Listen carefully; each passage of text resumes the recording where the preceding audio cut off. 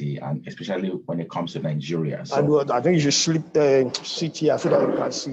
So I'm going to start immediately. I'm going to share my slides for those people who want to have a copy of the slides. So please reach out to Pastor Eben, send your emails, send your details to request for the slides. So without wasting too much time, let me go straight and share my screen.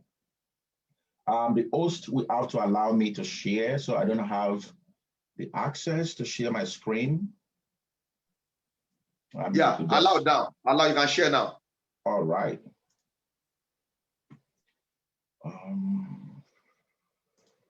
Okay. So can you see my screen? Yes, yes, sir. We can see your screen. All right, fantastic. So I'll be talking on building a nation that works for the citizens. Most times, most of the challenges in countries in Africa and other developing contexts is not building a nation that works for the citizen, whereby the nation only works for a certain number of people that are within the political elites. So those are the people that the country works for. But when it comes to the real citizen, they're just not being part of the policies, they're not being part of the development, and we don't have a lot of impact on the people. So the team is re-engineered, so I intentionally put this brain in the slide so that it's a way of changing the way people think, changing the patterns and thought process of how people think, of how they envisage their life in the nation. So that's the whole argument. So that by the time we're living here, everyone will have a change of mind. We have a better concept of what leadership is supposed to be or how they can contribute to leadership. That's what I'm here to do. So prologue, how many of you want a better Nigeria? Or if you're not from Nigeria, how many of you want a better African continent, a better even United Kingdom, a better United States, a better Chile, a better Spain? Every nation can get better. So, but generally, the question today is about Nigeria, how to re-engineer Nigeria. How many people want a better Nigeria? I know we all do. That's why we hold VGs. That's why we organize seminars like this. That's why we organize so many things. So a better Nigeria will not come from the sky. We need to understand that a better Nigeria will not come from the sky. It will take people to do the work. So it will take Nigerians to do the work that will change Nigeria, not foreigners or people from developed West. Most time, countries in Africa and developing context always rely on that external factors that, oh, we want America to come and rescue us. Oh, we want Canada to come and rescue. We want United Kingdom to come and rescue us. As much as it is good, this country can only be part of the situation. They can only help. They can only be stakeholders, other stakeholders to move the nation forward if you take Nigerians to change Nigeria. So let's have this understanding as we move on. So another point to note, protest alone will not resolve the challenges we have in Nigeria. By complaining, by whinging, by having, creating jokes and comedy and pastime, stories cannot change Nigeria. Young people who are ill prepared will run the nation down. And this is why this meeting is very important, because we are asking for a change of nation. We're asking that we need to move to where we're supposed to be. But are we ready to get to that point? Are the young people ready to take over? Are the young people ready to become leaders that they don't see now in Nigeria? What you criticize, what you think is not working, you should be prepared to address those issues, not just talking about them. If the system is not working, are the young people ready? What are you doing to get Nigeria to where it's supposed to be? If you are made the president today, in the next 24 hours, what can you do? Are you equipped enough to change the system, or you are going to add to that problem? So young people who are ill-prepared will run the nation down. Maybe, peradventure, the youth aren't leading because God knows they will ruin the country. The reason why the old people are still there is because maybe the youth are actually not ready. And because if you hand over the ends of affairs to them, they will run it down. We've had evidences currently in Nigeria, most of the young people who are actually will follow the bandwagon. So are the people really, really ready? Being a freedom fighter is not enough to make a good leader. Everybody can make noise, but not everyone can sing. Everyone can make cacophony. Not everyone can bring symphony. We can shout and go on social media and say everything we need to say. But how are we prepared? Leaders are made through process. You prepare over a period of time. You just don't jump out, I want to become the president, I want to become the governor, without you being prepared. What other areas have you succeeded before clamoring for a position? What other area have you failed and you've made amendment, you've learned from them? So being a freedom fighter, protesting, does not make you a good leader. People must understand that the examples are littered everywhere, whereby people who were freedom fighters ended up becoming even human rights abusers in their country. I won't mention country, I won't mention name, but people who are informed enough should know this. So go online, Google them, check information around to know that there are people who had actually clamored for human rights development. At the end of the day, they failed.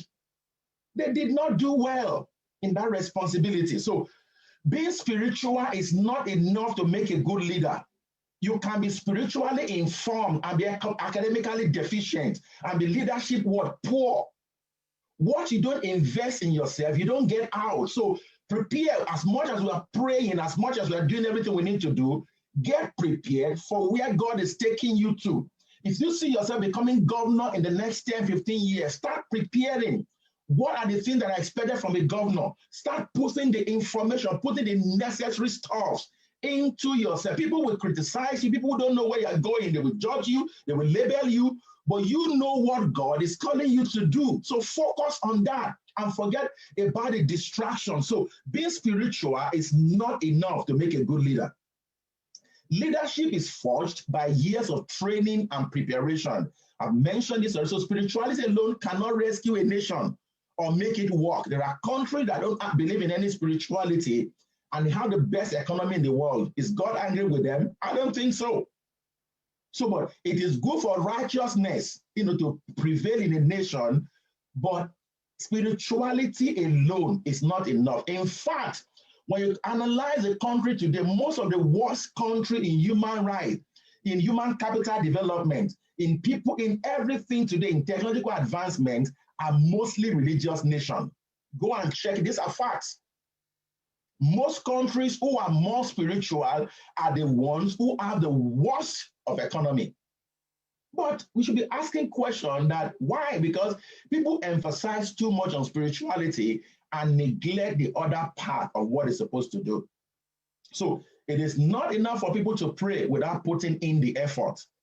Angels will not come down to do the work for you. So you need to do the work for yourself. By yourself, what you want, you invest time to get them. So that is a point to note. So now let's go to how to build a nation. What are the components? What are the things that are relevant in building a nation? So number one, to build a nation, 3 vital components must be in place.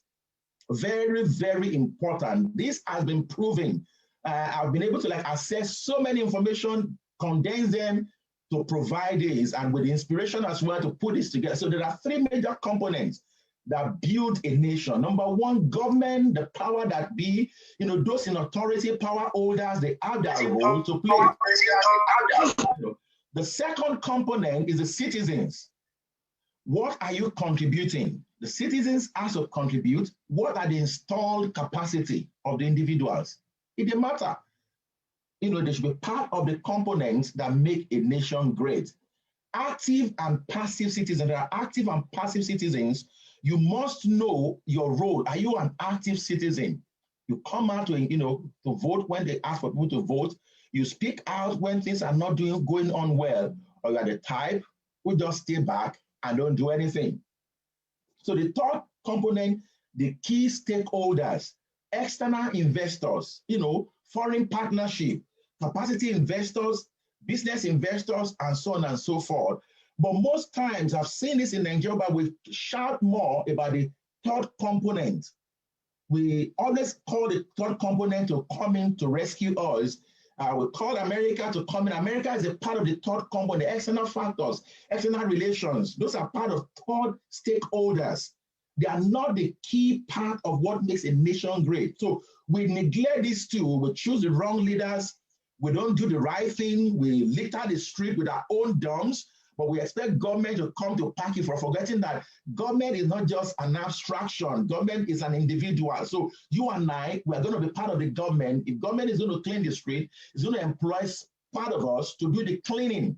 So if we litter it, we're actually what? Making life difficult for us, because people in government don't even live on our streets. So these are all stakeholders that makes a nation. And there's an interaction here.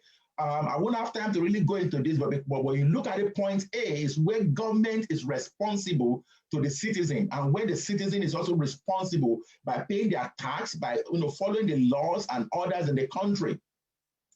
Point B is where government interact with stakeholders by investing, by creating an enabling environment for investors to come to the nation. So that is the point. Then the point C is where other stakeholders and citizens, because when thoughts, party with or the stakeholders create job, the citizens will have job, there will be opportunity. So you see that everything relates together. But the point X is where these three components comes together. That is where a nation is built. You cannot do all these other ones in isolation. You have to do all together. The point X is a point of motion. That is when a nation moves forward. That's when a nation becomes great. So the question we should be asking ourselves today is that, are we at the point X in Nigeria? And this meeting is meant to create that point X. Very, very important. So everything you've ever done, you think you know about leadership, you need to think again that, what are the roles of government? What am I doing right? How can we attract the stakeholders to come in? So, and government must ensure that if they invest, the third party invest in the nation, that they will get profit from the investment. Government must assure them of security and some other factors. So very, very, very important that we note this. So let me move to specifically the roles of government. So as I said, government must create an enabling environment, basic needs. Remember, those of us who do psychology will know that Abraham Maslow's hierarchy of needs. So the basic needs is simply physiological needs and safety needs. Physiological needs and safety needs. So please note that it is very, very important that what government must create an enabling environment. Security, today we have issue of Fulani herdsmen everywhere. And I keep asking myself, why is it so difficult for us to be able to maintain this? This is not something we should go and carry, a bulldozer to demolish a carton of milk. It shouldn't be. These are issues that can be resolved without sweating too much about it. So security needs today in Nigeria is a big problem. And don't forget, in the hierarchy of needs, if the two basic needs are not met, you cannot build on them. It's hard to build on the rest. So the basic needs, security, food and shelter, good roads, transportation, quality of education, these are all necessary for governments to do by creating that enabling environment for making people have the sense of security. Then government must strengthen institutions. So independent criminal justice system, the police must not be accountable to the people in power alone, must be accountable to the citizens. It should be citizens police. So not for the people in power. So that is very, very important. Independent criminal justice system, the police, the court system, the prison service, the youth justice must be truly independent electoral system, whereby government don't interfere, don't influence decisions in election. They stay out of it because they want transparency. Our government must create that in Nigeria. So then there must be a national ideology. Today we talk about Chief Obafemi Awolowo and the Zik and all of them, Julius Nyerere and all of them, because why these men govern in that time with ideology. We only have leaders today who don't even understand the concept of having a national watchword. A nation cannot run without a guiding principle. Go and see Young Kui, I forget his name, in Singapore. That was what they did. That was a national ideology to move the nation from where they were to where they're supposed to be. So everyone was able to see the picture of what the nation is supposed to be. Even I discovered our military regime, they even did better here. Remember MAMSA? Remember the Operation 101 or 010? That IBB, different ideology. Even when it was during military era, we had something we're looking forward to. Let's talk to ourselves. Since 1999 that we've returned to democracy, can you tell me one national ideology we've been able to come up with that every Nigerian can follow through? I can't remember any. But the nation cannot go on without having a selling point. Nobody should come into politics and talk to you about good rules because these are basic needs. They must talk about national ideology. They must talk about how to move the nation, that everybody must align with that vision. Very, very important. Now, let's go to individual responsibility. Active citizenship. As I said, you can't litter the road and expect someone else to come and clean it for you. You can't demolish, you can't vandalize properties in your community and expect the angels to come and fix it for you. You must become an active citizen by participating in government as well. Question your counselor. Stop all this rancadede where we bow to people in power. They are our servants. We are not their servants.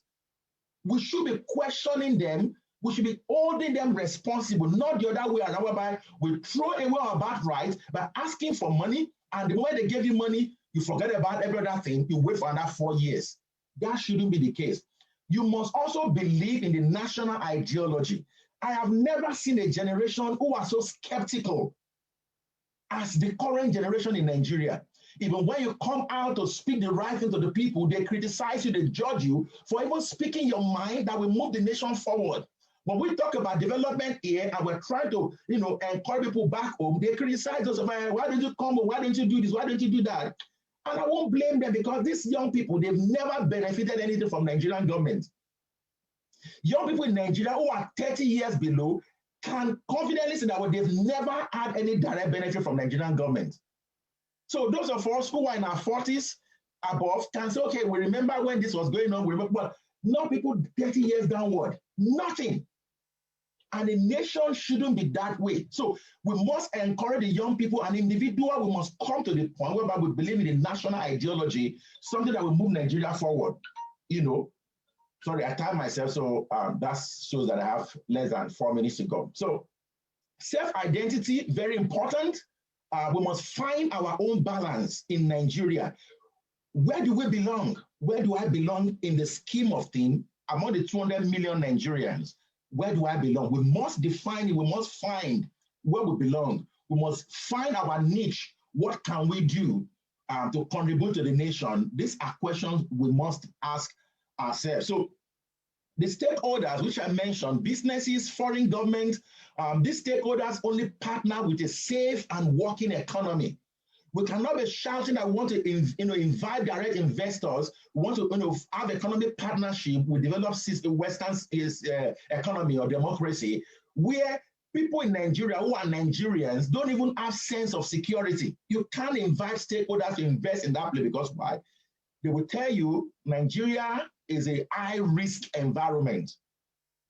Let me give you this short. When I was in Australia, coming to Nigeria for my field work, my university refused to release me to go to Nigeria to do my field work. Imagine, I'm a Nigerian. I barely spent 2 years in Australia, but they told me categorically that they wouldn't allow me to go back to my country to do field work. Why? Nigeria was classified as one of the highest risk countries as at that time. Nigeria was on level 4 security alert. So even as a Nigerian, they were simply afraid for me to risk my life to go to Nigeria to collect data. Initially, I was pissed off, I was angry, but along I felt, look, my country don't even know whether I exist, but here we are, foreign people respect, they want to protect me. So that is very, very important that people must have sense of security before they can invest in Nigeria. And so a secure country will attract business and foreign investors. When they're attracting businesses and direct foreign investment, young and capable minds will have jobs. Jobs will be created. And at the same time, what happened? You can also create jobs because the environment is safe for you. Look at many people that Fulani herdsmen, they've gone to their farm to demolish the farm. People who harvested that they've gone there to, to reap their harvest and so on and so forth. So that shouldn't be. People must have sense of security. So the ripple effect is this: when young people are gainfully employed, there will be reduction. Sorry, pardon me. That should be THERA. There will be reduction in crime. There will be money in the economy, and these monies will be accessible to young people, thereby increasing entrepreneurship. So people will have more opportunity to work and to create jobs. So finally, everything is connected to everything.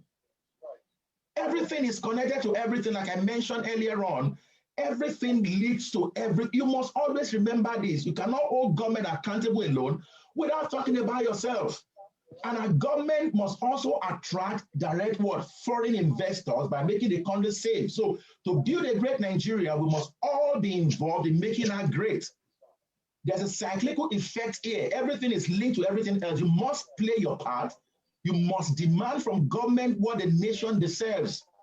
You must be an active citizen by voting in all elections and by voting the right candidates. When you do this, Nigeria will become a nation that works for all the citizens. Thank you very much. And over to you. Thank you, sir. Thank you very much, Dr. Mike Akinabi. Thank you so much for your presentation on building the nation. So ladies and gentlemen, once again, on behalf of the organizers,